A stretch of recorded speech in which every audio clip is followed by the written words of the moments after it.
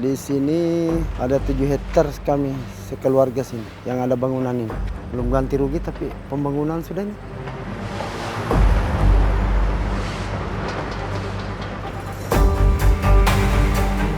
Setidaknya ya bagaimana caranya kami nelayan dikasih juga jalan untuk cari makan. Jangan cuma mereka saja. Kalau memang dorang mau ya tolonglah diusahakan. Kalau misalnya daerah Bagang kami ini kena jalur kapal, sekarang ganti rugi dengan baik. Jangan juga ini sewena-wenanya.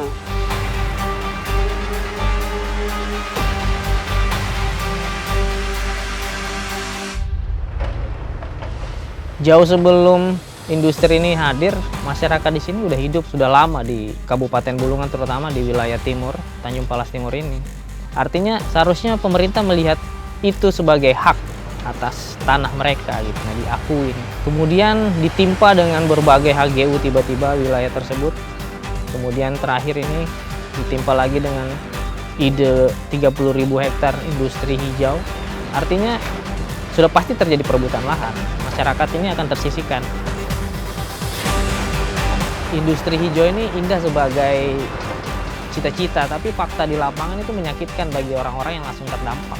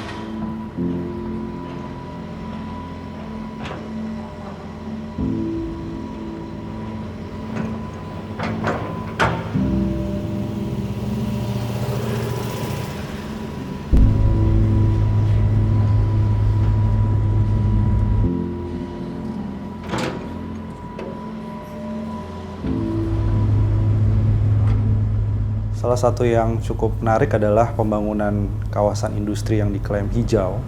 Ini memiliki dua wajah ganda. Di satu sisi sebagai proyek yang menambah hilirisasi karena untuk aluminium, tapi di sisi yang lain ini juga sebenarnya memakai PLTU batubara. Di saat Indonesia sedang berkomitmen untuk menurunkan emisi, melakukan pensiun dini PLTU batubara, tapi ini kenapa ada pembangunan PLTU baru? Jadi ini agak kontradiksi tapi diklaim sebagai hijau. Nah, hasil studi dari Celios itu menemukan bahwa ketika kawasan industri hijau menggunakan PLTU batubara, ini ada dampak bagi kerugian langsung ke ekonomi. Salah satunya adalah mata pencarian dari para nelayan. Jadi dia bisa mengurangi output ekonomi secara total, itu 3,9 triliun rupiah. Dan dari segi pendapatan masyarakat kehilangannya sampai 3,6 triliun. Itu kalau langsung diterjemahkan ke berapa banyak nelayan yang akan kehilangan pekerjaan, mereka yang mencari pendapatan dari produk kehutanan juga terdampak, itu angkanya bisa sampai 66.000 orang yang akan kehilangan pekerjaan.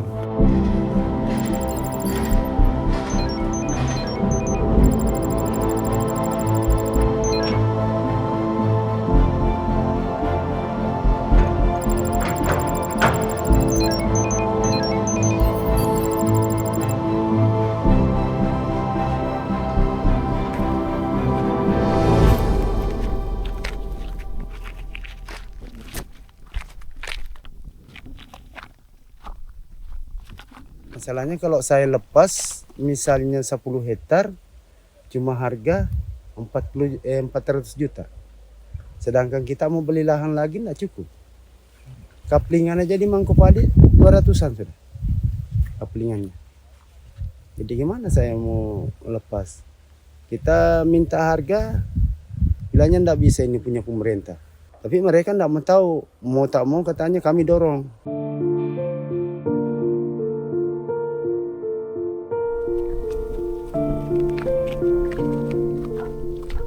Sama sekali belum pernah. Kami memang tidak pernah ketemu orang KIPI-nya. Saya juga tidak pernah didatangi dengan KIPI. Selalunya kalau ada yang datang paling orang nomor 10 paling.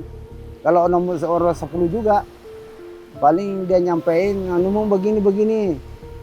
Nah, harganya misalnya cuma sekian, 35 juta atau 45 juta per hektar.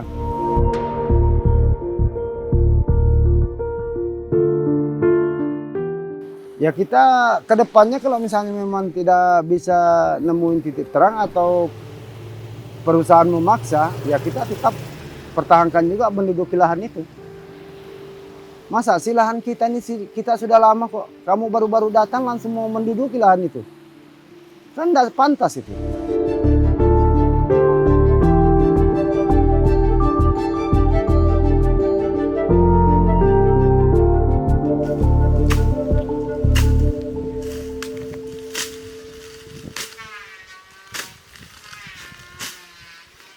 Jadi seperti kami, termasuk dari awal-awal kami tidak mau jual lahan. Kalau sudah dijual itu tidak ada sudah mata pencaharian. Nah, kami tidak bisa kerja di perusahaan.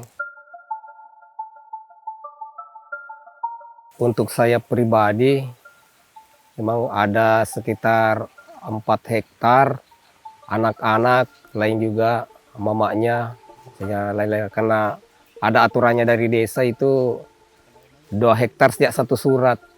Ya, jadi ya mungkin lebih 10 hektar lah keseluruhan kami punya sama anak-anak.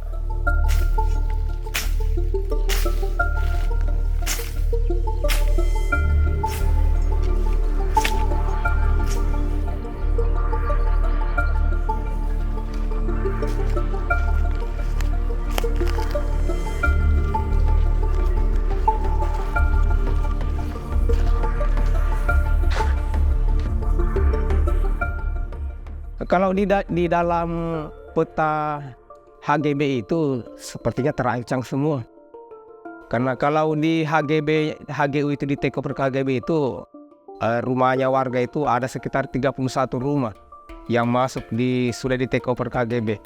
Itu termasuk BCAP itu pelanggaran karena sudah termasuk rumahnya warga ikut di take over juga ke HGB. Lahan sawit kami juga. Ya, sertifikat juga lah ya, sertifikat sudah di take over ke HGB. Iya, ini kami punya. Ini 2 hektar. Kalau yang ini 30 kali 40, ini termasuk dirampas hak saya sudah ini karena sudah buat rumah di situ perusahaan. Sekarang aku belum pernah kasih tahu dia karena aku masih takut. Karena baru-baru saya dilaporkan.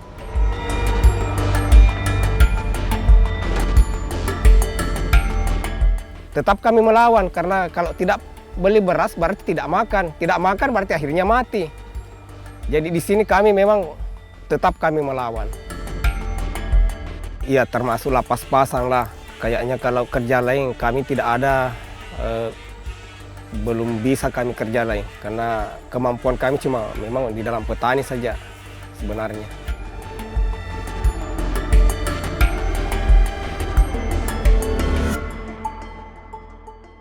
Akhirnya 2 faktor yang mengakibatkan HGI itu bisa dipertanyakan, bisa digugat, bisa dibatalkan gitu ya.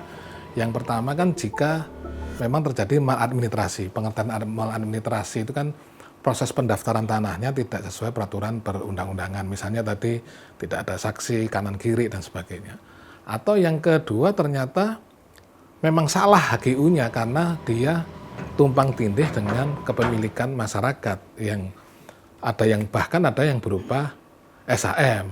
Bukti sekali lagi saya tadi bilang tidak hanya berupa SHM, bukti-bukti kemarin bisa SKT, bisa tanah garapan dan sebagainya. Maksud saya yang tidak saya ceritakan begini, sewaktu undang-undang kolonial diganti dengan undang-undang nasional, yaitu undang-undang pokok agraria, itu kan kata kuncinya kalau kita lihat di awal-awal UPE kan selalu kalimatnya kan mencabut domain Van Manado, artinya bahwa tanah yang tidak terbukti kepemilikannya menjadi tanah negara atau tanah raja itu kan kemudian sudah dihapus oleh UPA bahwa tanah itu yang dimiliki oleh rakyat secara kolektif, hukumnya adalah hukum adat. Jadi tidak bisa mengukur penguasaan pemilikan tanah itu atas dasar kalau tidak ada sertifikat hak miliknya berarti itu bukan tanahmu, ya kan gitu. Yang harus diukur kan sesungguhnya tidak sertifikat atau tidak, tetapi apakah benar kamu dari dulu ada di situ, begitu.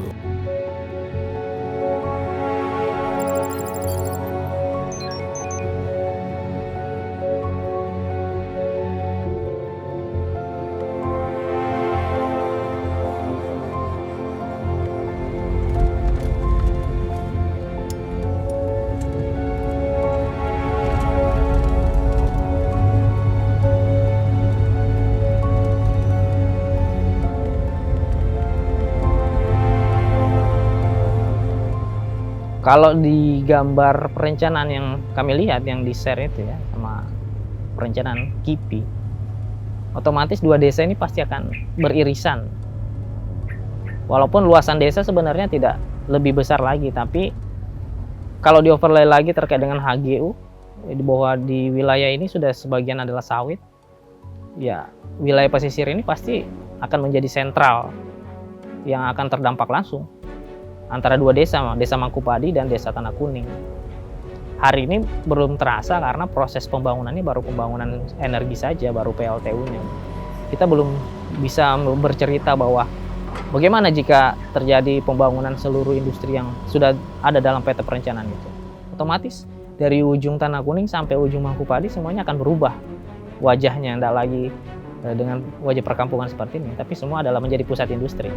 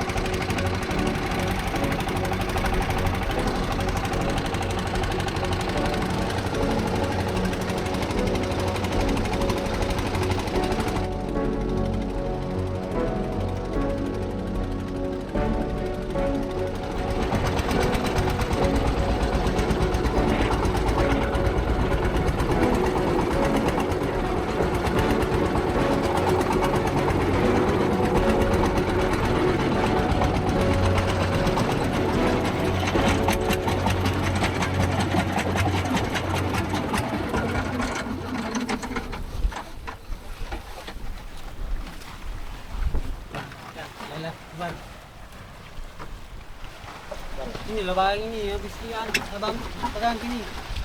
Ini habis dicabrak pontong tuh.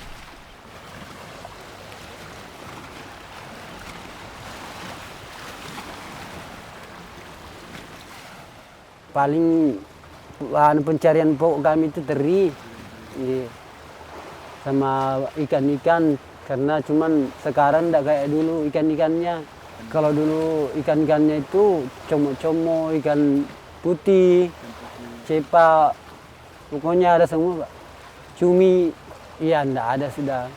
Ikan putih pun juga ada lah, tapi jarang, 1-2, enggak kayak dulu.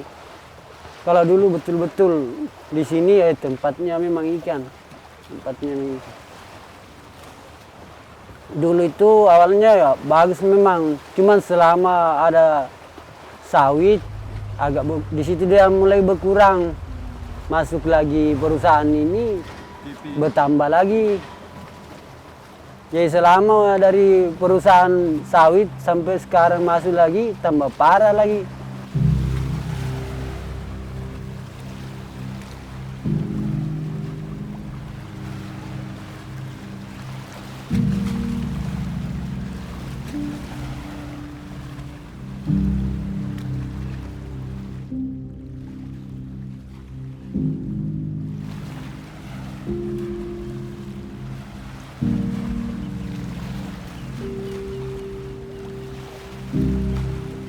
Jadi dulu saya itu kalau mau ke laut lewat sungai ini Pak.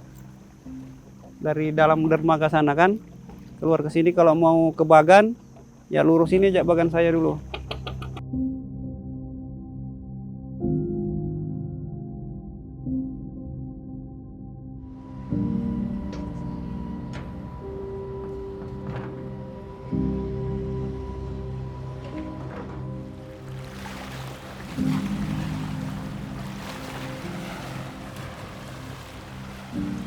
Ya karena masuknya KIPI ini dampaknya itu ya terutama itu wilayah tangkap. Kedua lalu lalangnya kapal itu, kapal pembuat material pembangunan di pembangunan KIPI. Nah, kedua pencemaran.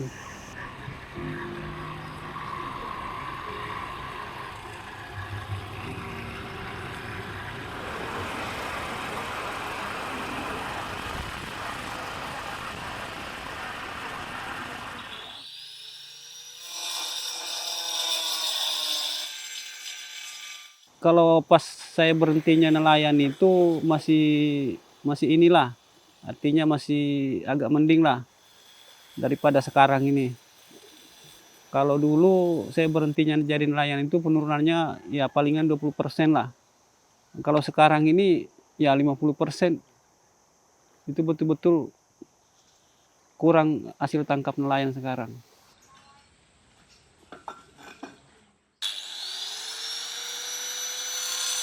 Ya karena itu masih mending lah di bekerja buruh bangunan daripada di laut sekarang nih. Dan juga beban hidup ini makin tinggi selama ada perusahaan ini.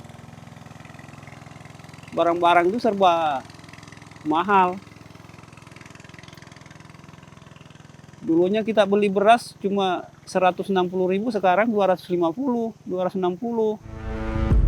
Nih, kote, orang siatong. Nggak apa-apa itu? Nggak. Seka, nggak usah kau ambil. Seka, ambil kau ambil situ. Ayo, nggak usah kau ambil balonnya itu. Jangan saya kau ambil. Biar aja. Nih. Kasih maju juga perahu ini. Kasih maju. Sorong ke depan aja dulu dah. Sampai ke samping sebelah. Kasih bawa ke sini ya talinya dulu. Supaya putar. Nih, mau ke Bagan kita tapi lihat Bagan ini runtuh. Disangka darinya tak turun, ternyata didekati. Baik. Pondoknya di bawah, tengah-tengah lagi.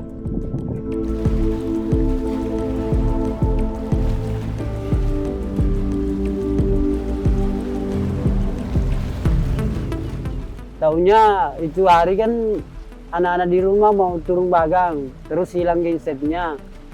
Pergi diambil genset di sini, ternyata Bagang itu sudah rubuh.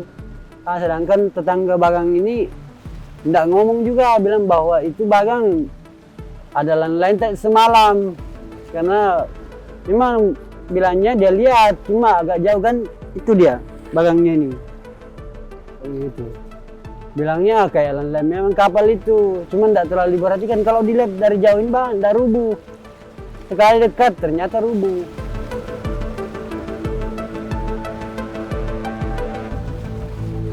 Kalau untuk kerugiannya Pak, rugi waktunya. Malah itu hari puluhan juta dapat Bagang. Aku nggak bisa apa-apa. Malah ongkosnya Bagang itu jual tanah kepemilikan rumah. Nggak ada tanggung jawab.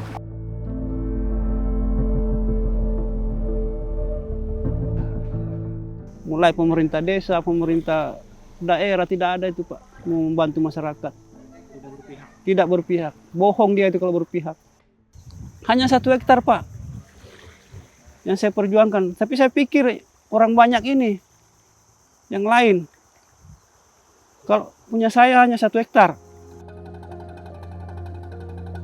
Surat dari desa tidak kuat. Berarti seakan-akan tidak ada wewenangnya desa itu membuat surat kepemilikan lahan. Surat dari desa tidak disahkan. Tidak disahkan. Gitu. Bahkan pernah saya tahan alatnya di situ kan, artinya suruh berhenti. Suruh berhenti di situ kerja kan. Nah, itu pun sudah mereka bakal tidak kerja lagi sebelum ada penyelesaian. Tapi nyatanya bukan lagi digusur, dibangun lagi. Kami punya surat. Alasannya itu HGU dialihkan ke HGB. Tapi kita punya surat. Kalau memang itu sudah HGU, berarti suratnya tidak ada sama kita kan? Ya kan? Berarti sudah dijual. Kalau sudah jadi HGU, tidak ada. Kita hanya dipermainkan terus. Tidak ada juga tanggapan mengenai surat saya itu, surat lahan saya itu. Jadi mau lari kemana kita mengadu, Pak?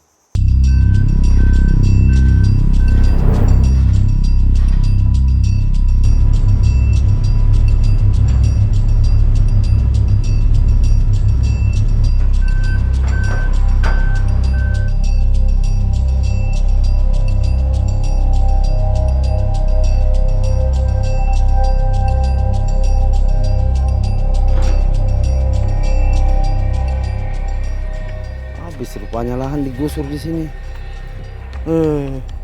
Ketinggiannya di sini kemarin 25 meter dari permukaan. Habis lahan masyarakat.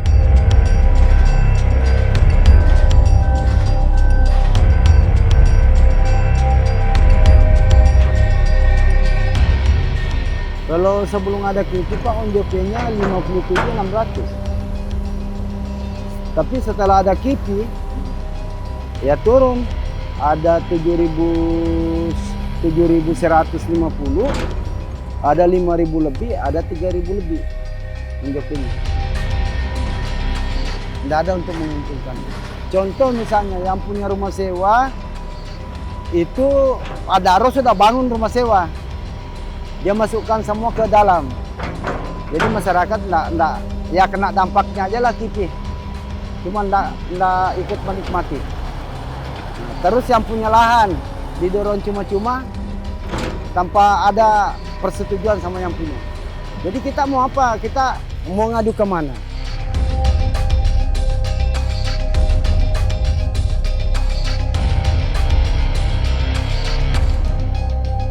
Dicek perusahaan bahwa saya pembangkan. Jadi aku bilang, yang dikatakan pembangkan Pak siap, yang bagaimana gitu nah. Apakah mempengaruhi orang atau mempertahankan hak sendiri? Saya katakan seperti itu, tapi mereka tetap pembangkan katanya. Sampai 7 turunan saya tidak bisa masuk di perusahaan kerja anak cucu saya. Aku bilang, ya mungkin juga anak cucu saya mungkin juga tidak mau kerja di situ. Cuma yang bikin saya bertahan, pikiran saya itu anak saya. Yang bikin saya bertahan. Kalau juga saya lepas sekaligus lahan ini, tidak seberapa harganya, anak saya nantinya mau jadi apa gitu.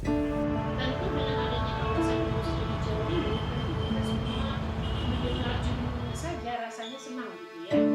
Tapi kemudian ternyata pada saat teman-teman melaporkan secara singkat bahwa dalam kerangka upaya untuk membangun kawasan industri hijau Indonesia tersebut terdapat berbagai dugaan pelanggaran HAM menyangkut hak atas tanah wilayah, terutama juga kemudian ada transisi perubahan terkait hak hidup masyarakat di sekitarnya.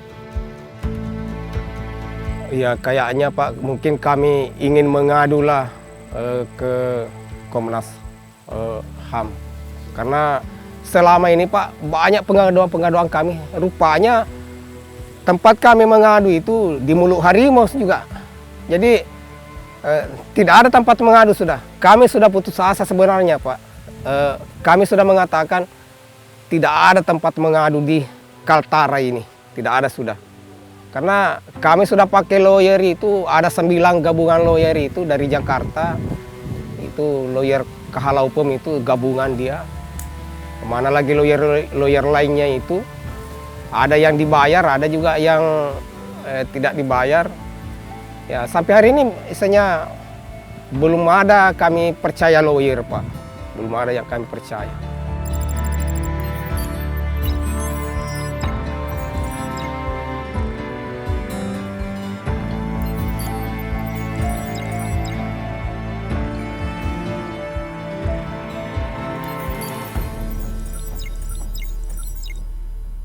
Yang jelas sampai hari ini mereka sangat niat sekali untuk mempertahankan sejarah hidup mereka ya di kawasan ini gitu. Mereka sudah sejak lama tinggal di sini dan itu tidak mungkin dihilangkan begitu saja. Ada peradaban, ada sejarah, ada cerita, ada masa lalu yang nggak bisa dinilai dengan uang. Itu yang selalu mereka cerita dan yang selalu kita dengar. Kami nggak mau kehilangan kamu.